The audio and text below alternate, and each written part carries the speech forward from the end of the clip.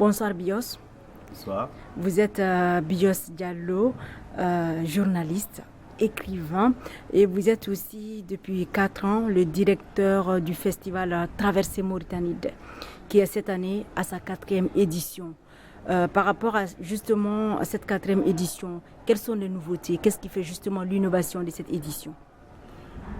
Oui, bonjour, merci de nous accorder cet entretien. Mais je pense que la nouveauté là-dedans, c'est le fait simplement d'essayer d'être de plus en plus ambitieux par rapport à ce que nous faisons, par rapport à ce que nous avons commencé à faire depuis la première édition, je veux dire en 2010. Déjà, même si vous regardez la plaquette, elle prouve qu'il y a une évolution, c'est-à-dire qu'on est passé de 3 à 4 pages, ensuite 5 pages aujourd'hui, donc pour montrer simplement l'évolution, même si le plan graphique aujourd'hui, si vous regardez la maquette de Traversée Mauritanie, vous allez vous apercevoir qu'elle a évolué. Elle a évolué aussi en cela que nous avons augmenté le nombre de nos auteurs. Cette année, nous avons eu jusqu'à 8 écrivains qui sont là, donc je veux dire étrangers, indépendamment des auteurs mauritaniens qui prennent chaque année de plus en plus part à la manifestation. Et l'autre nouveauté, c'est que je suis content de le constater que désormais, tout le monde nous appelle pour nous demander c'est quand la prochaine édition de Traversée Mauritanie. Ça veut dire que Traversée Mauritanie a intégré le paysage culturel du pays. Ça devient une date qu'on place dans l'agenda. Chacun veut y participer. Nous avons aussi cette grande joie d'intégrer ou de faire un mélange de genres. Cette année, nous avons introduit le cinéma, par exemple, et nous avons agrandi davantage la place de la musique là-dedans. Nous avons agrandi le nombre des écoles, le nombre de visites des écoles, parce que les écoles, c'est notre priorité. Les écoles, c'est notre ambition, c'est même, je dirais, notre raison d'être, parce que ces auteurs que nous faisons venir, c'est pour les amener d'abord dans les écoles. Pourquoi? Parce qu'il faut sensibiliser les enfants, il faut sensibiliser les élèves, il faut amener les élèves à aimer la lecture. Parce que s'ils n'aiment pas la lecture, ils ne peuvent pas ambitionner d'écrire. Et s'ils écrivent, c'est pour qu'ils puissent eux-mêmes se libérer l'esprit, être créatifs, être inventifs. Mais aussi nous le faisons parce que la jeunesse, c'est notre préoccupation. Il faut préserver cette jeunesse-là. Quelqu'un me disait aujourd'hui que oui, nous voyons des jeunes qui se laissent souvent attirer par des sirènes de ceci, cela. Nous, c'est ce que nous voulons éviter. C'est-à-dire, il ne faut pas que les jeunes soient manipulables. Il ne faudrait pas que les jeunes soient détournés pour des fins vraiment mercantiles ou des fins malsaines, les poussant à la violence, au terrorisme, à l'extrémisme, les poussant à l'immigration. Quand il faut voyager dans les règles, il faut voyager dans les conditions. Quand il faut suivre quelqu'un, il ne faut pas suivre une idéologie, il ne faut pas suivre une instrumentalisation. C'est ce que nous essayons de faire comprendre aux jeunes que nous amenons dans les écoles. Et c'est pour cela que nous développons cette idée d'école, cette présence dans les écoles, mais aussi à l'université. Parce que lorsque nous quittons les écoles primaires et secondaires, nous arrivons à l'université où il y a un autre esprit, où les élèves deviennent des étudiants, ils commencent à réfléchir par eux-mêmes. Et ça, c'est très important. L'autre chose importante, c'est que nous avons développé des partenariats. Cette année, il y a eu la première édition de Traversée Mauritanie en France, en partenariat avec le centre de Sénart, où nous avons parlé des traversées Sénart, l'Afrique à Sénart. Et ça, c'est important. Vous voyez. Ouais. Et on remarque qu'il y a plusieurs partenaires qui soutiennent l'événement. Est-ce à dire que vous n'avez pas de difficultés majeures pour tenir un tel festival? Des partenaires, je dirais que nous avons les partenaires, c'est-à-dire lorsqu'on parle de partenaires ou lorsqu'on voit les logos, on a tendance à croire, bon voilà, ceux-là, ils sont riches, ils ne sont pas dans le besoin. Ah, au contraire, les gens se trompent.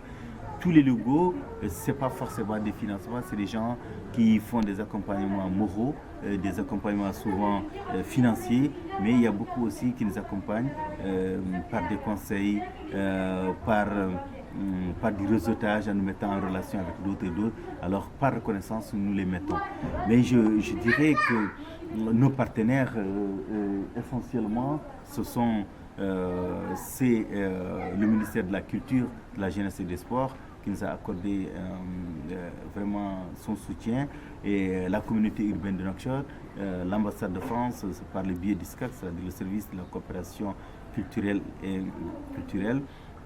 Nous avons aussi Moritel, qui nous a vraiment soutenus, Mauritania Airlines, le CNLS, la commission du SIDA, le PNUD, l'ambassade des États-Unis, les hôtels Halima qui nous ont beaucoup aidés, et l'office des migrations OMI. Et parce que tout simplement, par ce biais-là, parce que c'était une problématique touchant à l'immigration, il y a ces gens-là, puis il y a l'ambassade du Japon. Et le SGP, qui est une structure de PNUD également, nous a beaucoup soutenus, accompagnés là-dedans. Voilà en quelque sorte des gens vraiment majeurs qui nous accompagnent. Et avec tout ça, vous avez l'Agence internationale de la francophonie, c'est-à-dire l'OIF, qui chaque année nous soutient et nous envoie son auteur. Cette année, c'est l'auteur de l'île Maurice, Amel Saoutoulou, qui a obtenu le prix des 5 continents, qui a été envoyé en Mauritanie. Il est diplomate et vit à Madagascar, mais il est venu et il est là. Donc avec lui maintenant, il y a les autres auteurs. Il y a Nafissatou Diouf qui vient du Sénégal. Il y a Lamia Barada qui est franco-marocaine, donc qui vient du Maroc. Il y a Yahya Ben Laskri qui est algérien, franco-algérien, donc vivant en France. Vous avez également Sophie Bessis qui est tunisienne et Karim Miske qui est mauritanien, vivant franco-mauritanien parce qu'il vit en France et son papa est mauritanien, vous voyez. Donc nous essayons de développer ce mixage avec tous ces auteurs-là, avec toutes ces personnes qui viennent d'horizons divers, et tout ça pour participer à l'éveil des consciences, à la sensibilisation des jeunes, et ça c'est important.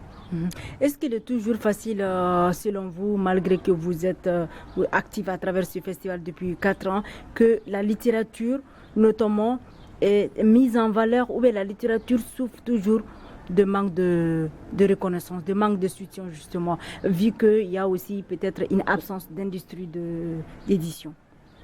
Oui, bon, c'est vrai, vous avez bien fait de poser le cas. Il manque encore une certaine visibilité pour la littérature mauritanienne, disons de l'espace culturel d'une certaine manière. La culture n'est pas très soutenue, n'est pas très encouragée, et vous avez raison de poser aussi la question de l'édition, parce que nous n'avons pas encore de réelle maison d'édition. Il y a juste une maison d'édition qui commence à naître, et c'est par ce biais-là, en développant cela, que l'Institut français de Paris nous soutient de son côté chaque année en faisant venir un auteur, et l'Institut français nous soutient dans ces auteurs-là. C'est parce qu'il y a derrière une sorte de politique pour la circulation des livres, politique éditoriale, donc avec des maisons d'édition, en nous mettant en relation avec des éditeurs. Donc de la même manière que c'est la francophonie, mais aussi il y a l'Institut français de Paris qui nous accompagne là-dessus, parce qu'ils veulent qu'on essaie d'encourager, si vous voulez, la création de l'édition et tout ça, parce que sans éditeur, il n'y a pas d'écrivain, vous voyez. Pour revenir à l'édition de cette année, vous avez choisi la thématique de l'immigration et du voyage. Pourquoi ?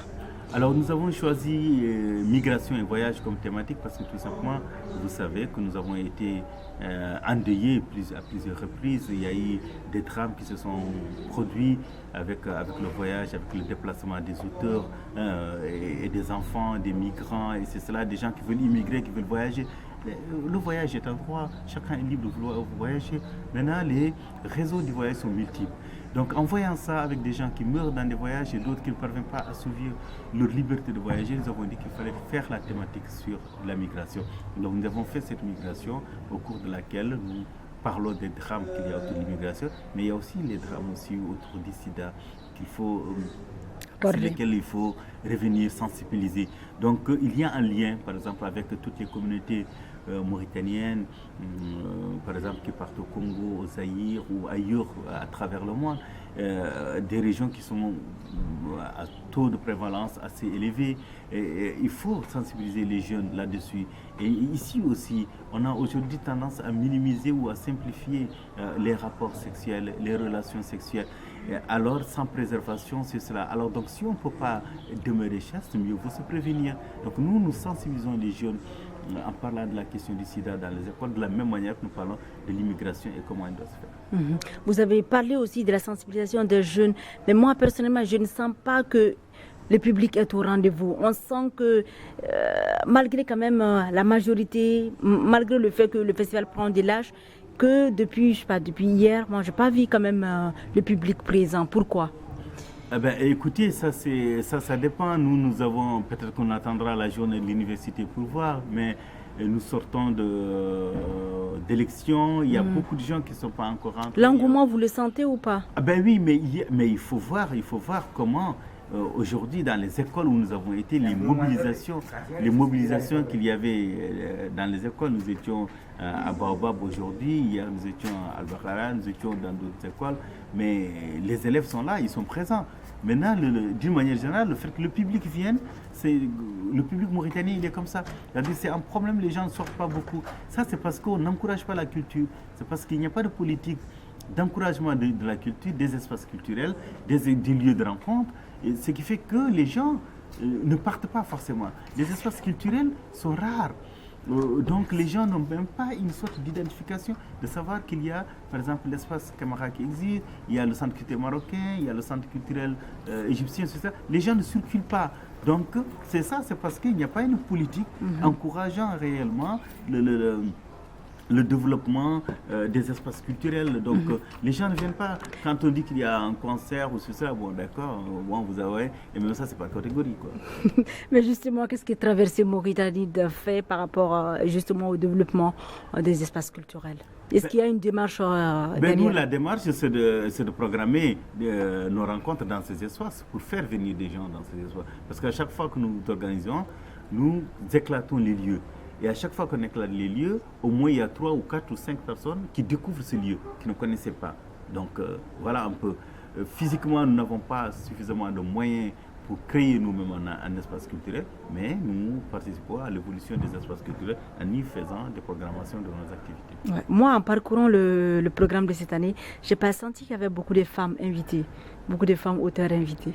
Je crois qu'il y a 3 femmes quand même. Il y a 3 femmes, 3 hommes. Équilibré. Ah alors, donc, bon voilà, c'est déjà ça de gagner. Côté auteur femmes mauritaniennes, bon, on les convie, hein, je ne jette la pierre à personne, on les confie, on les informe, on leur dit, on veut les mettre au programme, mais certaines nous disent qu'elles sont timides, qu'elles ne peuvent pas parler en public, que cela, ben, on n'y peut rien. On ne peut que faire des propositions. À travers aussi ce festival, un hommage sera rendu, je pense, à Albert Camus et à Césaire, que vous appréciez beaucoup. Quelle appréciation par rapport à ça? Alors nous avons pensé simplement à rendre hommage à ces 2 personnalités parce que c'est des personnalités historiques. De la même manière que Nelson Mandela qui vient de nous quitter il y a 4 jours, Césaire et Camus ont beaucoup marqué leur siècle. Ils auraient eu 100 ans en cette année 2013, c'est pour ça que nous avons une table ronde qui s'intitule « Ils auraient eu 100 ans ». Donc ils ont beaucoup canalisé nos idées, ils nous ont beaucoup aidé à évoluer, ils nous ont beaucoup aidé à voir le monde de l'humanité d'une autre manière. Donc c'est assez passionnant pour nous de leur rendre hommage parce que nous leur devons beaucoup. Pour finir, quelles sont les priorités immédiates de Traversée Mauritanie au-delà de ce festival? Alors les priorités immédiates, c'est que nous aimerions lancer très rapidement un site internet, donc où il va y avoir une interactivité permanente avec nos lecteurs, avec les écrivains qui nous rendent visite, parce que nous allons garder les liens avec eux.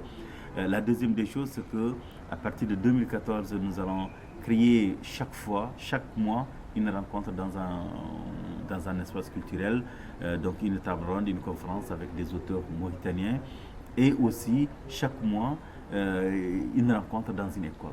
Donc il y aura désormais chaque mois nous aurons 2 activités. Une rencontre avec un auteur, une rencontre avec une école. Voilà. Soit nous partirons rendre visite à cette école pour discuter autour d'une thématique, soit nous convierons cette école à une manifestation que nous ferons quelque part. Merci Bios.